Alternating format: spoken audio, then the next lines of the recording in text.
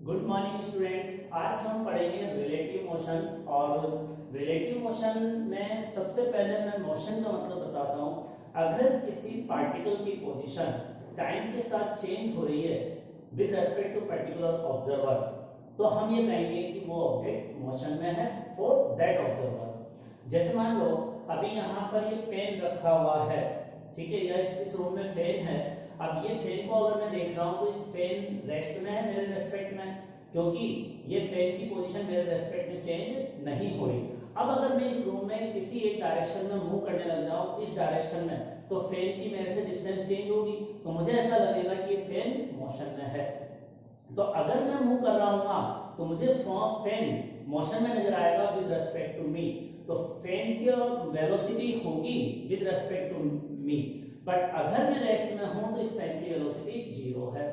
तो सिमिलरली अगर जैसे मान लो एक ट्रेन है, ट्रेन में एक पैसेंजर जा रहा है और ट्रेन मूव कर रही है, तो अगर उस ऑब्जर्वर को दूसरा पर्सन जो ट्रेन में बैठा हुआ है वो देखेगा तो उसको वो पर्सन रेस्ट में नजर आएगा, उसकी वेलोसिटी जीरो होगी, पैसेंजर दूसरे पैसेंजर के रेस्पेक्ट में या ट्रेन के रेस्पेक्ट में। लेकिन अगर एक पर्सन ग्राउंड पर होगा और वो उस पर्सन को देख रहा होगा तो उसकी वेलोसिटी उसको ऑब्जर्व होगी। तो किसी भी चीज की जो वेलोसिटी होती है ना, अलग अलग ऑब्जर्वर के लिए अलग अलग हो सकती है। तो इसी कंसेप्ट को हम रिलेटिव मोशन कहते हैं कि motion with respect to some observer, that is called relative motion. अब रिलेटिव मोशन में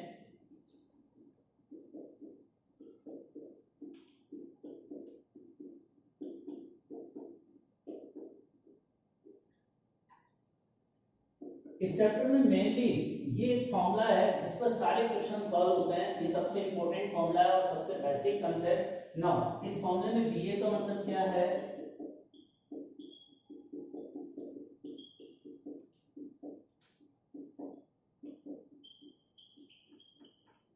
अब देखिए, हम अपने ग्राउंड को, अर्थ को रेस्ट में मानते हैं और अर्थ के रेस्पेक्ट में जो वेलोसिटी है वो ए की है, ए की वेलोसिटी। बीए का मतलब velocity of A with respect to ground, और इसको हम सिंपली ये भी कहते हैं वेलोसिटी ऑफ ए। अगर हमने ये लिखा है कि वेलोसिटी ऑफ ए है, ये नहीं लिखा किसके रेस्पेक्ट में है, तो इसका मतलब डिफॉल्ट में जो अंडरस्टूड होता है ये ग्राउंड के रेस्पेक्ट में वेलोसिटी है। अब इसी तरह से बी, बी का मतलब velocity of B with respect to ground. Now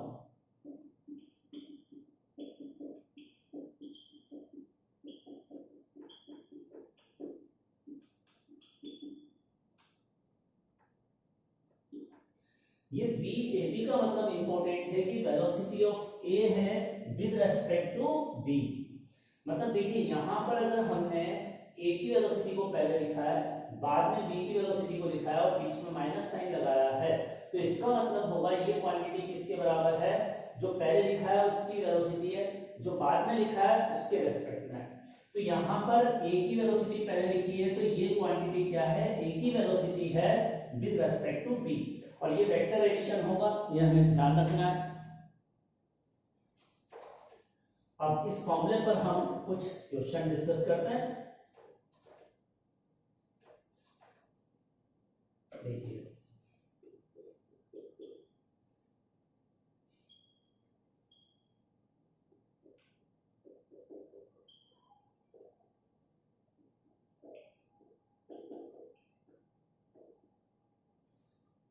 अब देखिए दोनों एक लाइन के अराउंड मूव कर रहे हैं और इसकी वेलोसिटी 10 है, ग्राउंड के रेस्पेक्ट में इसकी 5 है, तो हमें रिलेटिव वेलोसिटी बतानी है क्या होगी। We want to calculate velocity of A with respect to B.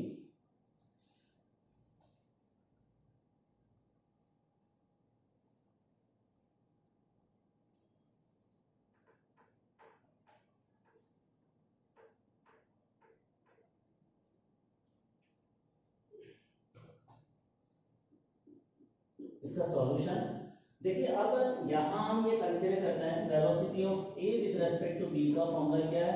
ए की वेलोसिटी माइनस बी। अच्छा देखो, अगर ये दोनों एक ही लाइन के अराउंड मूव कर रहे हैं ना, तो हमें वेक्टर लगाने की जरूरत नहीं है, बिना वेक्टर के भी आसानी से सॉल्व हो जाएगा। अब इसमें एक चीज एज्यूम करेंगे कि ये वाला डायरेक्शन पॉजिटिव है, कोई भी एक डायरेक्शन पॉजिटिव मान लेंगे, चाहे राइट हैंड या लेफ्ट हैंड। अब ये भी राइट में जा रहा है, ये भी राइट में जा रहा है, तो दोनों की वेलोसिटी को प्लस लिखूंगा। तो अब रिलेटिव वेलोसिटी क्या आ गई, ए की वेलोसिटी तो +10 और बी की वेलोसिटी +5। तो अब रिलेटिव वेलोसिटी कितनी आ गई, 5 मीटर पर सेकंड के बराबर। ये अपना आंसर हो गया। तो इस तरह से हम रिलेटिव वेलोसिटी निकाल सकते हैं। अब इस क्वेश्चन का सेकंड पार्ट,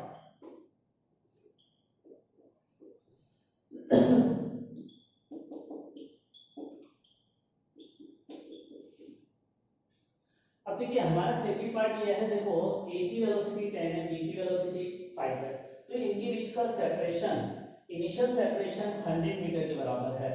तो 100 मीटर के बराबर है, तो हमें ये निकालना है कितने टाइम के बाद ये दोनों पार्टिकल एक दूसरे से कोलाइड हो जाएंगे। At what time these two particle A particle will catch the particle B। तो ये हमारा क्वेश्चन है कि कितने टाइम के बाद A वाला पार्टिकल B को कैच कर लेगा या B के पास चला जाएगा, दोनों के बीच की डिस्टेंस डिक्रीज होकर 0 हो जाएगी। कितने टाइम के बाद वेलोसिटी डिक्रीज होकर 0 होगी, यह हमें बताना है।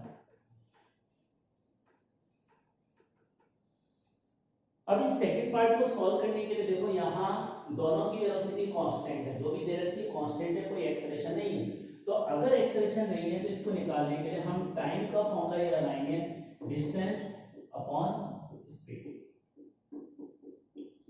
अब इस फॉर्मूले में टाइम निकालना है, तो ये बताओ अगर ये ए वाला पार्टिकल जब इस बी को कैच कर लेगा, तो ये डिस्टेंस अभी 100 मीटर है, तो बताओ ए पार्टिकल बी को चले टकराएगा, तब तक में ये ए पार्टिकल क्या 100 मीटर चलेगा या उससे ज्यादा चलेगा, 100 मीटर से ज्यादा चलेगा ना। तो ए के द्वारा इसको पकड़ने के लिए डिस्टेंस 100 नहीं है, बी भी कुछ डिस्टेंस चलेगा, तो ये बी आगे जाएगा फिर ए पकड़ेगा। इसका मतलब ए को बी से ज्यादा डिस्टेंस चलनी पड़ेगी, और ए को बी से कितनी ज्यादा डिस्टेंस चलनी पड़ेगी, वो 100 मीटर है। तो 100 मीटर क्या चीज है, ए की रिलेटिव डिस्टेंस है जो इसको ज्यादा चलनी पड़ रही है।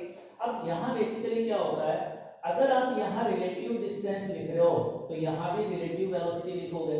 अगर यहाँ एब्सोल्यूट डिस्टेंस लिख रहे हो, ग्राउंड के रेस्पेक्ट में डिस्टेंस लिख रहे हैं, तो हमें यहाँ ग्राउंड के रेस्पेक्ट में वेलोसिटी लिखनी होगी।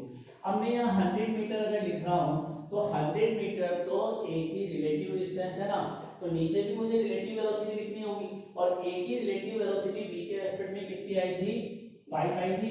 तो अब इसका आंसर क्या आ जाएगा, 20 सेकेंड। 20 सेकेंड अपना आंसर होगा। तो इस तरह से हम इस क्वेश्चन को सॉल्व करेंगे। थर्ड पार्ट, हमें थर्ड पार्ट में बताना है कि ए वाला पार्टिकल कितनी डिस्टेंस चलेगा before collision. Distance travel by A before collision, A और बी के बीच में टक्कर होने के पहले ए कितनी डिस्टेंस ट्रेवल करेगा। अब देखो इसमें distance is equal to formula लगाएंगे, speed into velocity into time. अब मुझे ए की डिस्टेंस निकालनी है, ग्राउंड के रेस्पेक्ट में निकालनी है ना, तो ग्राउंड के रेस्पेक्ट में डिस्टेंस निकालने के लिए यहाँ वेलोसिटी भी ग्राउंड वाले लिखेंगे।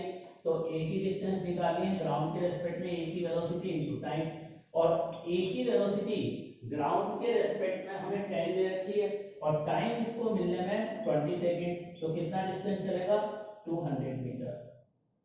ये अपना आंसर सेकंड पार्ट का। ए पार्टिकल अगर बी को मिलना चाहता है तो ए को 200 मीटर चलना पड़ेगा, और अगर ए को 200 मीटर चलना पड़ा तो बी को कितना चलना पड़ेगा, बी की डिस्टेंस निकालूंगा तो यहाँ वेलोसिटी ऑफ बी लिखूंगा तो 5 आएगा, 5 × 20 100, तो बी चलेगा 100 और ए चलेगा 200, तो ए कितना ज्यादा चला बी से, 100 मीटर के बराबर। ये इसका मतलब है।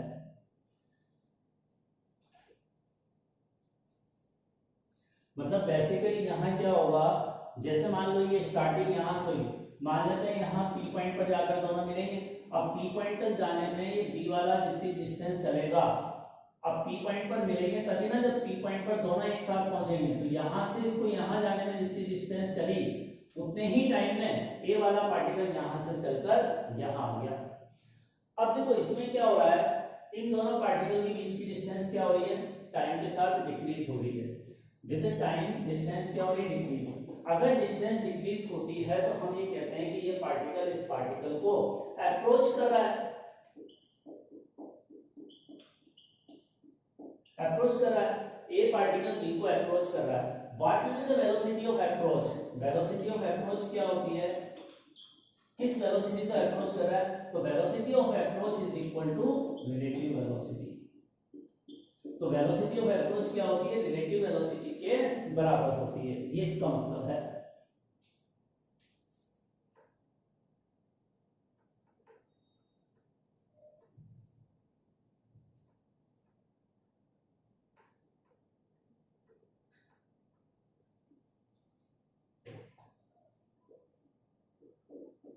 अब नेक्स्ट प्रॉब्लम,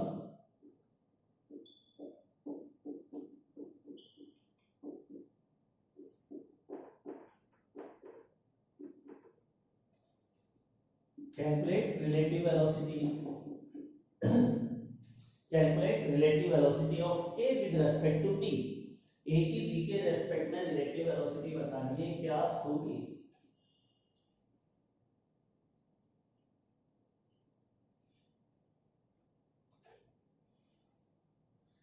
अब देखिए इस रिलेटिव वेलोसिटी को निकालने के लिए हम क्या करेंगे, रिलेटिव वेलोसिटी निकालनी है, सॉल्यूशन करते हैं। ये अपना फॉर्मूला है, दोनों एक ही लाइन के अलोंग चल रहे हैं तो हमें कोई वेक्टर की फॉर्म में लिखने की जरूरत नहीं है। अब हम ये कंसीडर करते हैं किसी भी एक डायरेक्शन को पॉजिटिव मान लेते हैं, मान लिया कि राइट हैंड साइड पॉजिटिव है, तो मैं a की वेलोसिटी राइट में दे रखी है तो उसको +10 लिखूंगा, और b की वेलोसिटी लेफ्ट में दे रखी है तो उसको माइनस में लिखूंगा। अब ये दोनों वैल्यूज यहाँ रखकर सॉल्व करेंगे तो रिलेटिव वेलोसिटी कितनी आ जाएगी, a की वेलोसिटी b के रिलेटिव 10, तो ये आंसर आ गया 12 मीटर पर सेकेंड। तो इस तरह से हम इस क्वेश्चन का आंसर कैलकुलेट कर सकते हैं।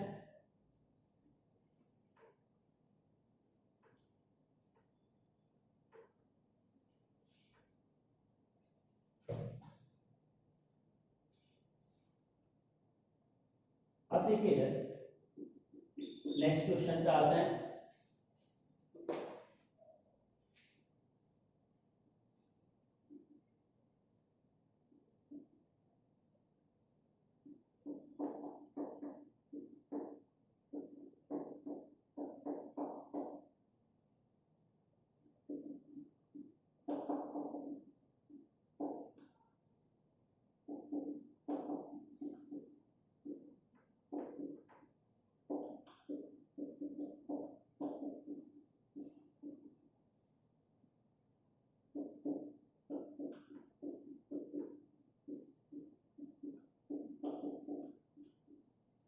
अब देखिए दो ट्रेन है जो अपोजिट डायरेक्शन में ट्रेवल करेंगे। इस पहली ट्रेन की वेलोसिटी v1 है, दूसरी ट्रेन की वेलोसिटी v2, अपोजिट डायरेक्शन है। दोनों ट्रेन की अलग अलग लेंथ दे रखी है। जनरली लेंथ ट्रेन की सेम होती है, बट जरूरी नहीं है कि हमेशा ट्रेन की लेंथ सेम हो।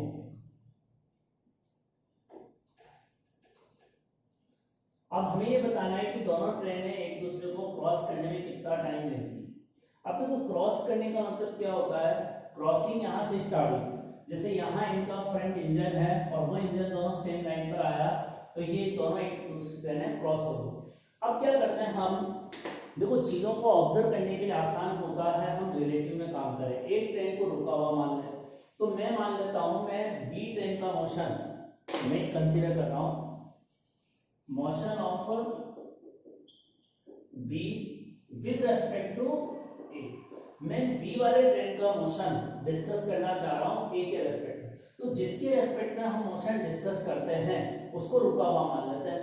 अब ए ट्रेन जो है, ये वाली ट्रेन को मैं ए बोल रहा हूं, इसको बी बोल रहा हूं, तो ए ट्रेन को अगर मैंने रुका हुआ मान लिया और केवल बी ट्रेन चल रही है तो यहां से क्रॉसिंग स्टार्ट हुई, और क्रॉसिंग कब कंप्लीट मानेंगे, जब ये पूरी ट्रेन का जो पीछे वाला एंड है वो इस तरह से आ जाएगा, तब हम इसको मानेंगे क्रॉसिंग हो गई।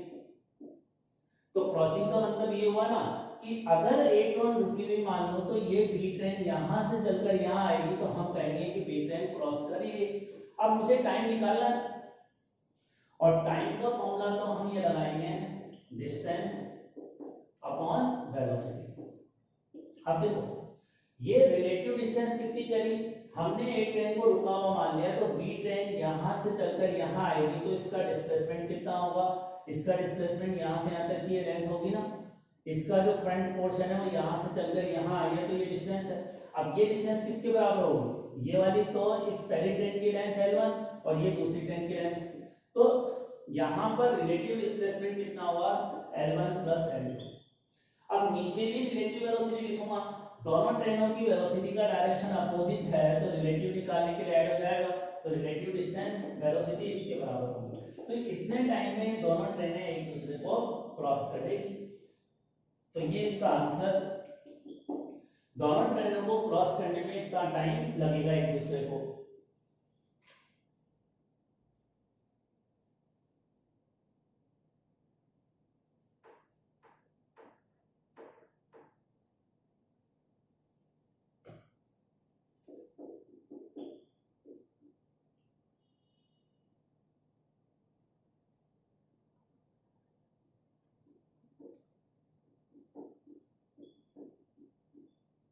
अब देखो ये दोनों ट्रेनों की वेलोसिटी सेम डायरेक्शन में है, तो अब हमें बताना है कि कितने टाइम के बाद एक ट्रेन दूसरी ट्रेन को क्रॉस कर लेगी। अब अगर ये एक ट्रेन दूसरी, ये वाली ट्रेन तो आगे ये पीछे है, तो क्रॉस तो करेगी तभी ना जब पीछे आने वाली ट्रेन की वेलोसिटी पहले से ज्यादा होगी, तो v2 is greater than v1। अब हमें इसमें टाइम बताना है, तो टाइम निकालने के लिए यही सेम कंसेप्ट होगा, बस क्या डिफरेंस होगा, दोनों ट्रेन की वेलोसिटी का डायरेक्शन सेम है तो रिलेटिव वेलोसिटी माइनस करने से आएगी, और टाइम इंटरवल कितना हो जाएगा एक दूसरे को क्रॉस करने में। अब टाइम निकालूंगा तो क्या आंसर आ जाएगा, डिस्टेंस तो L1 प्लस L2 और वेलोसिटी रिलेटिव वेलोसिटी ये होगी। तो ये इस पार्ट का, अगर दोनों ट्रेनें सेम डायरेक्शन में चल रही है तो रिलेटिव वेलोसिटी निकालने के लिए सेपरेट करूंगा, डायरेक्शन अपोजिट है तो ऐड करेंगे।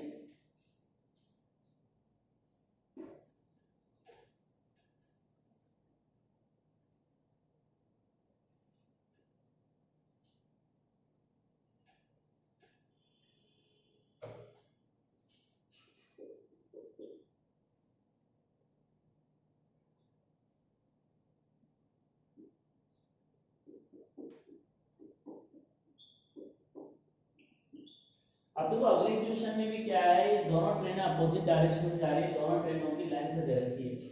अब मान लेते हैं हम यहाँ इस पहली ट्रेन में खिड़की और खिड़की के पास एक पैसेंजर बैठा हुआ है।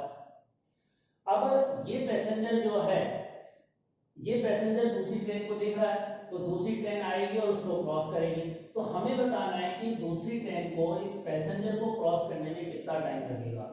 We want to calculate time, तो लिखें इसकी question, calculate time interval to cross the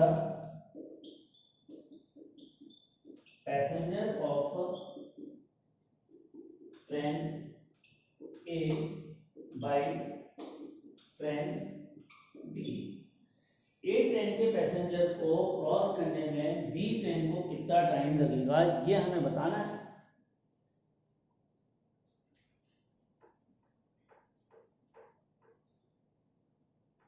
अब देखो पहले वाले क्वेश्चन में तो एक ट्रेन दूसरी ट्रेन को क्रॉस कर रही थी, इसमें एक ट्रेन दूसरी ट्रेन को क्रॉस नहीं कर रही, केवल इस पैसेंजर को क्रॉस कर रही। अब पैसेंजर को क्रॉस करने का मतलब पैसेंजर की तो साइड हम ऑलमोस्ट जीरो मान के चलेंगे। अब ऑलमोस्ट अगर जीरो मान के चलेंगे तो जैसे इस वाली ट्रेन को रोक देता हूं जिसमें पैसेंजर बैठा हुआ है, अब ये क्रॉसिंग कब मानी जाएगी, जब इसका फ्रंट व्यू पॉइंट यहाँ आएगा और बैक पॉइंट, तो ये बेसिकली इस पैसेंजर की ट्रेन के रेस्पेक्ट में, पैसेंजर के रेस्पेक्ट में दूसरी वाली ट्रेन कितना चलेगी, तो क्रॉसिंग कंसीडर कर ली जाएगी। तो देखिए डायग्राम एक बार दोबारा और बनाता हूं। अब यहाँ पैसेंजर है, ये दूसरी ट्रेन आ रही है, अब दूसरी ट्रेन यहां से इधर से चल रही है V2 से, ये पैसेंजर के सामने जाएगी और क्रॉसिंग तब कंसीडर करूंगा जब इतना चल चुकी होगी। तो यहाँ इसका फ्रंट डब्बा आया पैसेंजर के सामने, फिर बैक वाला डब्बा आया, तो यहाँ से यहाँ तक जाना हम कहेंगे कि इस पैसेंजर को इस दूसरी ट्रेन ने क्रॉस कर दिया। तो बताओ दूसरी ट्रेन को क्रॉस करने के लिए जो डिस्टेंस चली वो कितनी है, तो डिस्टेंस इस वाली, मैं पैसेंजर को के रेस्पेक्ट में बात कर रहा हूँ, तो पैसेंजर स्टेशनरी, इस ट्रेन को कितना चलना है, इस ट्रेन की खुद की लेंथ है 2 और वेलोसिटी तो अपोजिट डायरेक्शन में है तो जुड़ जाएगी, तो ये अपना आंसर होगा। तो ये इस क्वेश्चन का सॉल्यूशन है।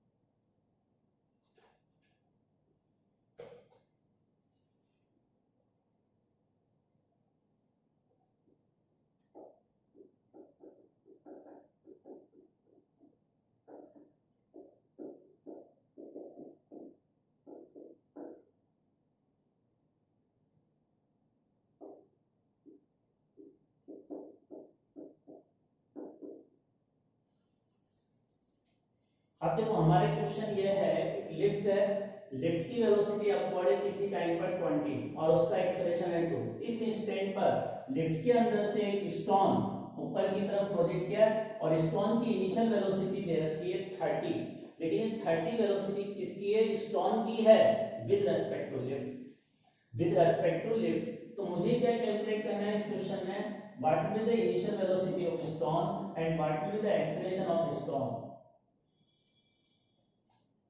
ये मुझे निकालना है।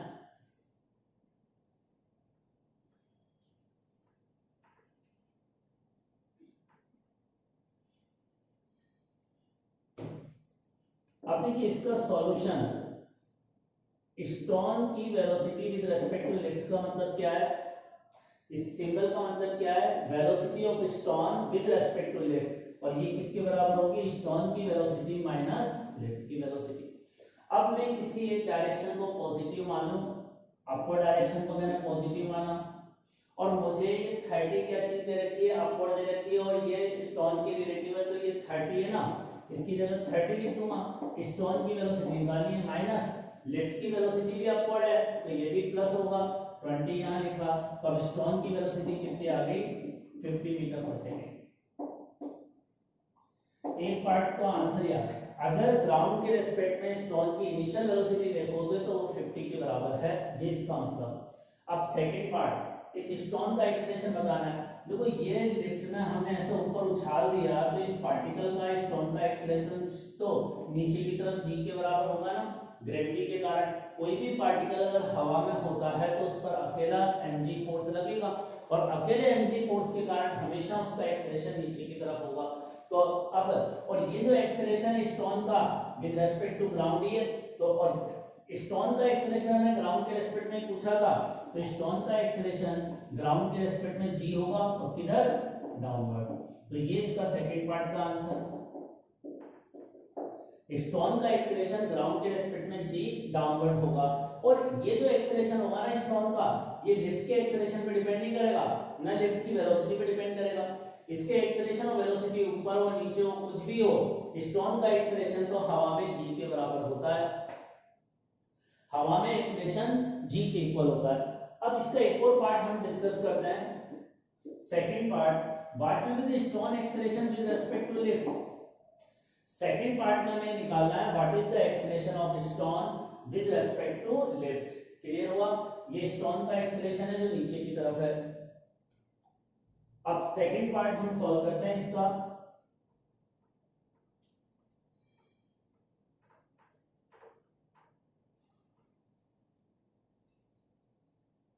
देखो स्टोन का एक्सेलरेशन लिफ्ट के रेस्पेक्ट में फॉर्मूला क्या होगा, स्टोन का एक्सेलरेशन माइनस लिफ्ट का। मैं वापस अपवर्ड डायरेक्शन को पॉजिटिव मान लेता हूं। अब देखो स्टोन का लिफ्ट के रिलेटिव, ये तो एक्सेलरेशन मुझे निकालना ही है, और स्टोन का एक्सेलरेशन किधर दे रखा है, स्टोन का एक्सेलरेशन नीचे g होता है, नीचे वाले डायरेक्शन को माइनस लिखना है, तो यहाँ इसमें स्टोन के एक्सेलरेशन को माइनस g लिखूंगा। समझ आई बात, स्टोन का एक्सेलरेशन हमेशा डाउनवर्ड होता है g के बराबर, हमने अपवर्ड को पॉजिटिव माना है तो स्टोन का एक्सेलरेशन माइनस g, और लिफ्ट का एक्सेलरेशन क्वेश्चन में ऊपर दे रखा है 2, तो 2 ही लिखूंगा। अब यहाँ ये दोनों वैल्यूज रखेंगे तो क्या आ जाएगा हमारा आंसर, स्टोन के एक्सेलरेशन की जगह माइनस g और इसकी जगह माइनस 2, तो ये आंसर आया ना। अब देखो ये आंसर जो माइनस में आया ना, तो g प्लस 2, इसका मतलब है ये अपवर्ड है, लेकिन ये नेगेटिव लिखा हुआ है, नेगेटिव को अगर यहां से हटाएंगे तो मैं कह सकता हूं g प्लस 2 डाउनवर्ड होगा एक्सेलरेशन।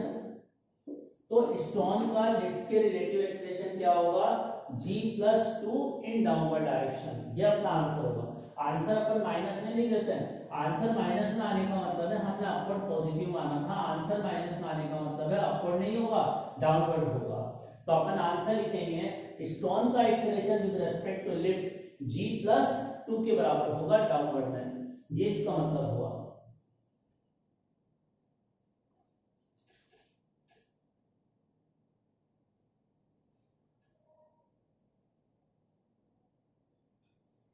अब देखिए फर्स्ट केस, अगर ये जो लिफ्ट है इसका एक्सेलरेशन a अपवर्ड हो, अगर इसका एक्सेलरेशन ए अपवर्ड हो और इसमें हमने कोई स्टोन ऐसे फेंका हो, तो वो जब हवा में होगा तो स्टोन का acceleration with respect to lift क्या होगा, g plus a in downward direction होगा। अगर इस लिफ्ट का एक्सेलरेशन अपवर्ड है a के बराबर, तो स्टोन का लिफ्ट के रेस्पेक्ट में एक्सेलरेशन g प्लस ए होगा, और अगर केवल स्टोन का एक्सेलरेशन पूछा जाए तो वो g डाउनवर्ड होगा। स्टोन का एक्सेलरेशन तो g डाउनवर्ड, स्टोन का लिफ्ट के रेस्पेक्ट में एक्सेलरेशन g प्लस ए। और सिंपल सा देखो भाई, लिफ्ट का एक्सेलरेशन ऊपर है और स्टोन का एक्सेलरेशन नीचे है। अब दोनों का डायरेक्शन अपोजिट है, तो रिलेटिव निकालने के लिए इन दोनों को ऐड करूंगा, तो ऐड करने से g प्लस ए आ गया, g प्लस ए आ गया। अब ये g प्लस ए आने का मतलब है ना, g प्लस ए को हम ये स्टोन का लिफ्ट के रेस्पेक्ट में एक्सेलरेशन है, ये कह देते हैं ये g की इफेक्टिव वैल्यू है। मतलब जहां पहले g आ रहा था उसकी जगह g प्लस ए आएगा, ये इसका मतलब। इसी तरह से सेकंड केस, अगर लिफ्ट का एक्सेलरेशन a नीचे हो तो g की इफेक्टिव वैल्यू क्या होगी, g माइनस ए के बराबर। और ये g की जो इफेक्टिव वैल्यू बोल रहा हूं, this is the acceleration of stone with respect to lift है और इन डाउनवर्ड डायरेक्शन, ये इसका मतलब है।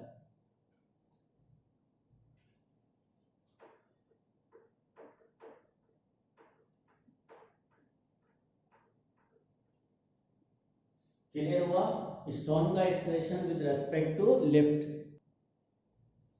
अब देखिए इसके बाद हमारा कंसेप्ट ये आता है, जैसे मान लो ये एक लिफ्ट है, अब इसमें हमने यहां से एक पत्थर को प्रोजेक्ट किया और इस पत्थर की इनिशियल वेलोसिटी u है, लेकिन u का मतलब स्टोन की लिफ्ट के रेस्पेक्ट में वेलोसिटी, और इस लिफ्ट का एक्सेलरेशन हमें ऊपर दे रखा है a के बराबर। अब जैसे ये हमें जो वेलोसिटी दे रखी है, ये लिफ्ट के रेस्पेक्ट में, स्टोन की लिफ्ट के रेस्पेक्ट में इनिशियल वेलोसिटी u है। अब अगर हम देखेंगे लिफ्ट के रेस्पेक्ट में, हम सारा मोशन डिस्कस कर रहे हैं इसका, विद रेस्पेक्ट टू लिफ्ट,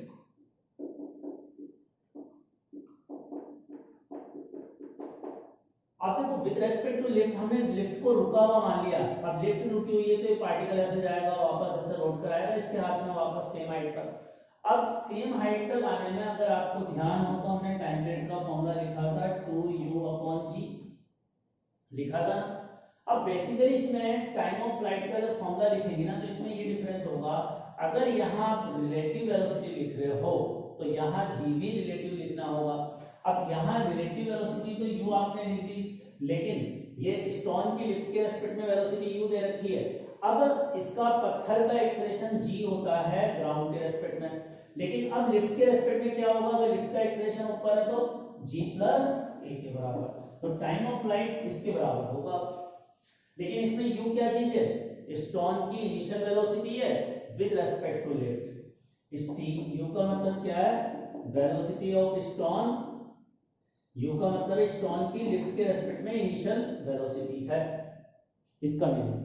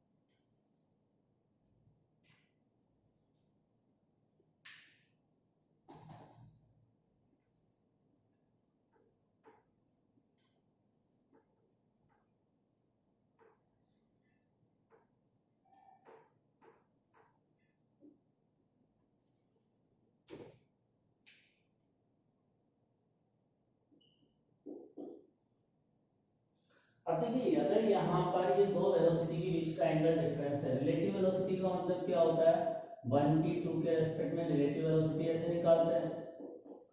अब यहाँ रिलेटिव वेलोसिटी में दोनों वेक्टर का सबट्रैक्शन करते हैं ना, तो इस सबट्रैक्शन का जो मैग्नीट्यूड आता है उसको निकालने का फॉर्मूला क्या है, v1 square plus v2 square minus 2v1 v2 cos theta. यहाँ माइनस आ जाता है, अगर यहाँ माइनस है तो इस फॉर्मूले में यहाँ माइनस आएगा, अगर यहाँ प्लस है तो यहाँ पर प्लस आएगा। अभी माइनस रिलेटिव वेलोसिटी में हमेशा माइनस होता है, सब्ट्रैक्ट करते हैं तो यहाँ नेगेटिव साइन आता है। अब इसमें अगर हम, मुझे बताना है रिलेटिव वेलोसिटी मैक्सिमम कब होगी, तो रिलेटिव वेलोसिटी v12 का मैग्नीट्यूड मैक्सिमम तब होगा ना जब फर्स्ट पार्ट को हम सॉल्व कर रहे हैं, हमें मैक्सिमम वैल्यू निकालनी, तो मैक्सिमम वैल्यू तब होगी जब थीटा बराबर पाई के होगा। अगर थीटा पाई है तो दोनों अपोजिट डायरेक्शन में चलेंगे, और अपोजिट थीटा बराबर पाई का मतलब ये हो गया है एक इधर जा रहा है दूसरा इस तरफ जा रहा है। अब दोनों अगर ऐसे एक दूसरे के अपोजिट जाएंगे तो रिलेटिव वेलोसिटी क्या होगी, v1 प्लस v2, और इस कंडीशन में ये वेलोसिटी मैक्सिमम होगी। तो मैक्सिमम होने के लिए थीटा पाई के बराबर होना चाहिए, और इसमें भी अगर थीटा बराबर पाई रखोगे ना तो cos पाई होता है -1, तो माइनस माइनस ये प्लस होगा, तो ये v1 upon v1 plus v2 का परफेक्ट स्क्वायर बन जाएगा। Now second case, if theta बराबर 0 डिग्री, तो ये इसका आंसर हमारा थीटा बराबर पाई आया, और सेकंड पार्ट का आंसर होगा थीटा बराबर 0 डिग्री।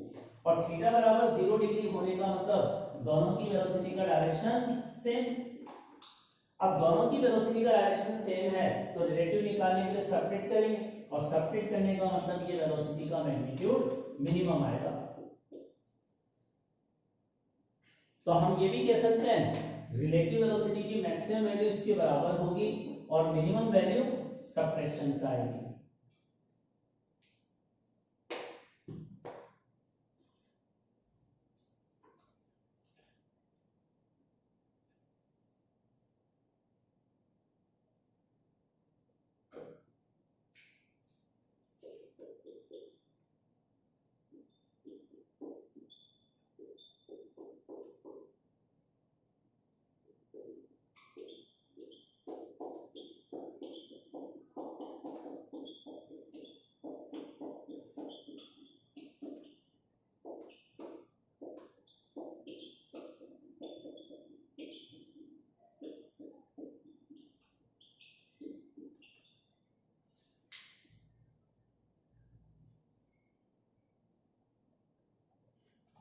अब देखिए इस क्वेश्चन में फर्स्ट पार्ट में मुझे वेलोसिटी ऑफ अप्रोच निकालना है, सेकंड में वेलोसिटी ऑफ सेपरेशन निकालना है। तो यहां पर सॉल्यूशन, इसके सॉल्यूशन पे हम आते हैं। तो सॉल्यूशन कैसे करेंगे इसका,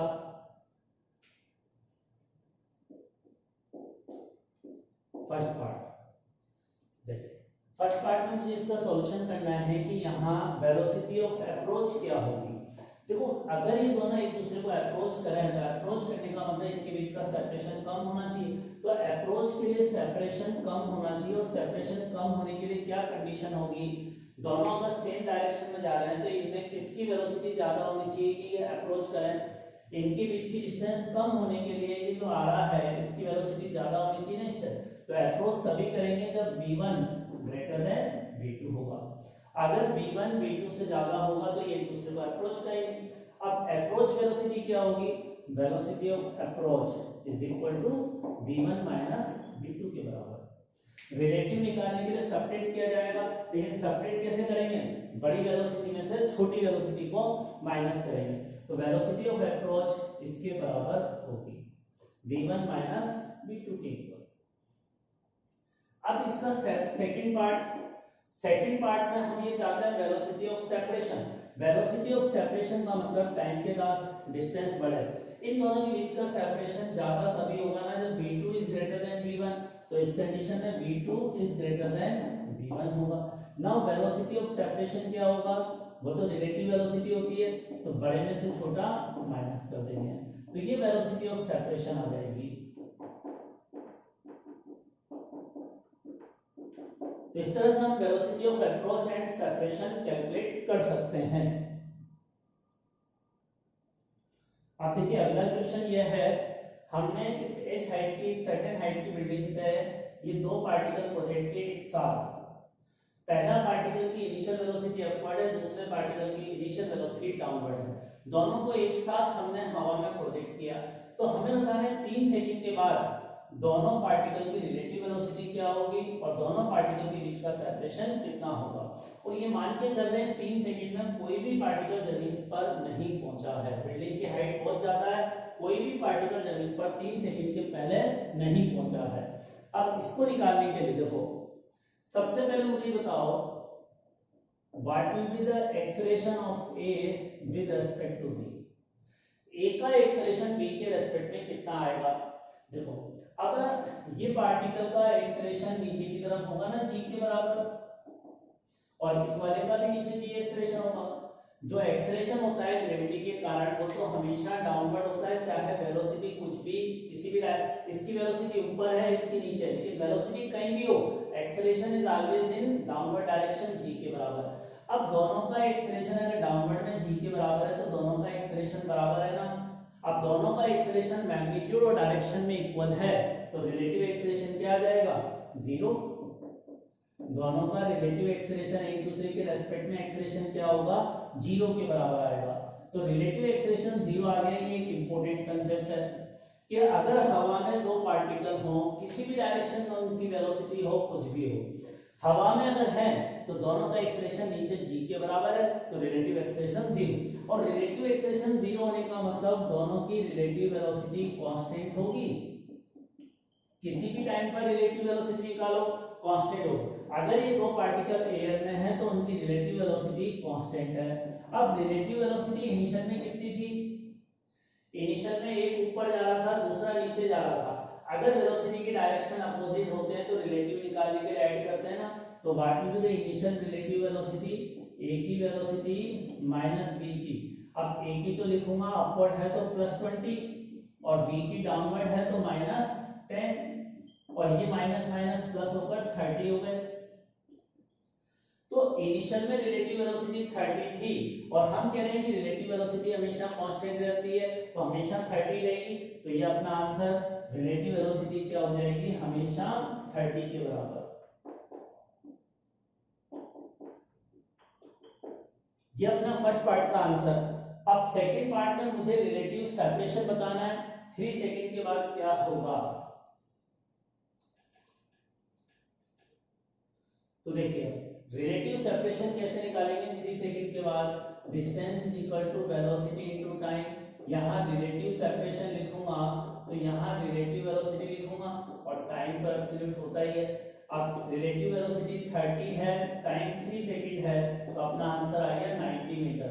दोनों के बीच का सेपरेशन 90 मीटर होगा आफ्टर 3 सेकंड। ये इसका मतलब है 3 सेकंड के बाद दोनों के बीच का सेपरेशन ये आ जाएगा।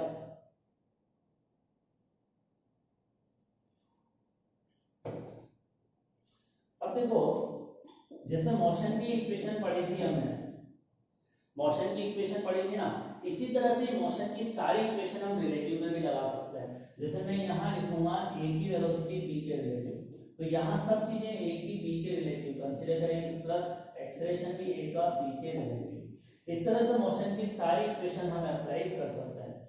इसमें मैं मोशन किसका डिस्कस कर रहा हूँ, ए का विद रेस्पेक्ट टू बी। तो इसका मतलब बी को हमने रुका हुआ मान लिया और हम ए का मोशन डिस्कस कर रहे हैं, तो इस तरह से हम रिलेटिव की इक्वेशन अप्लाई करेंगे। तो सेकंड थर्ड इक्वेशन सब इसी तरह से हम इस पर अप्लाई कर सकते हैं मोशन की इक्वेशन।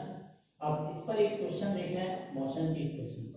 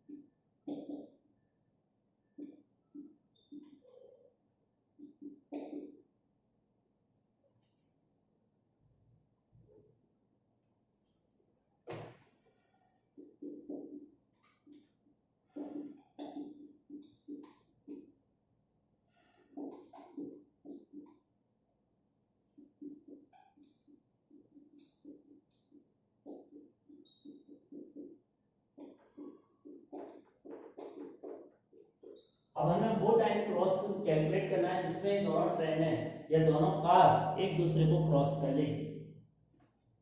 दोनों कारें एक दूसरे को क्रॉस कितने टाइम के बाद करेगी ये हमें निकालना है। दोनों कारों के बीच का इनिशियल सेपरेशन हमें क्वेश्चन में 500 मीटर दे रखा है। दोनों कारों का बीच का सेपरेशन 500 मीटर दे रखा है। अब क्वेश्चन में कारों की लेंथ नहीं दे रखी ना, तो कारों की लेंथ हम 0 मान के चलेंगे। कारों की लेंथ 0 मानने का मतलब है दोनों को क्रॉस करने के लिए एक दूसरे के रिलेटिव 500 मीटर चलना होगा। अब देखिए इस क्वेश्चन को सॉल्व करने के लिए किसी एक कार का मोशन दूसरे के रेस्पेक्ट में डिस्कस कर लें। इसको ए कार कह रहा हूं, इसको बी। तो मैं मोशन ऑफ, हम क्या कर रहे हैं, मोशन की इक्वेशन लगा रहे हैं। Apply equation of motion on car A with respect to car B. B car के रेस्पेक्ट में कार ए पर मोशन की इक्वेशन लगाएंगे। तो देखो कार ए की वेलोसिटी अगर बी के रेस्पेक्ट में निकालूंगा इनिशियल वेलोसिटी, अब इनिशियल वेलोसिटी क्या आएगी, ए की वेलोसिटी माइनस बी की वेलोसिटी। मैं इस डायरेक्शन को पॉजिटिव ले लेता हूं, तो अब कार ए की इनिशियल वेलोसिटी तो प्लस होगी 20 और कार बी की इनिशियल वेलोसिटी माइनस होगी, तो अब रिलेटिव वेलोसिटी कितनी आ गई 30। ऐसे ही एक्सेलरेशन निकालूंगा ए कार का बी के रेस्पेक्ट में, तो इसके लिए भी राइट हैंड साइड को, इसका एक्सेलरेशन राइट में इसका भी राइट में, तो सबट्रैक्ट करूंगा तो 3 - 3 0 हो गया। रिलेटिव एक्सेलरेशन तो क्या आ गया 0, इसका एक्सेलरेशन भी 3 है, इसका एक्सेलरेशन, और रिलेटिव एक्सेलरेशन 0 आने का मतलब क्या है, ये रिलेटिव वेलोसिटी कांस्टेंट होगी, यह रिलेटिव वेलोसिटी क्या हो गई, कांस्टेंट हो गई। अब रिलेटिव वेलोसिटी अगर कांस्टेंट हो गई तो हमारे लिए आंसर निकालना बहुत आसान हो गया। देखिए रिलेटिव एक्सेलरेशन, अगर एक्सेलरेशन कांस्टेंट 0 है तो रिलेटिव वेलोसिटी क्या होगी, कांस्टेंट होगी ना। कांस्टेंट का मतलब इनिशियल वेलोसिटी के बराबर होगी, और इनिशियल में रिलेटिव वेलोसिटी कितनी थी 30, तो हमेशा 30 रहेगी।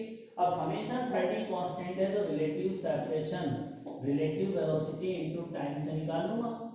अब रिलेटिव वेलोसिटी 30 है और रिलेटिव सेपरेशन कितना होगा जब ये एक दूसरे को क्रॉस कर लें, एक भाई क्रॉस करेंगे तो इनके बीच की इनिशियल डिस्टेंस घटकर 0 हो जाएगी।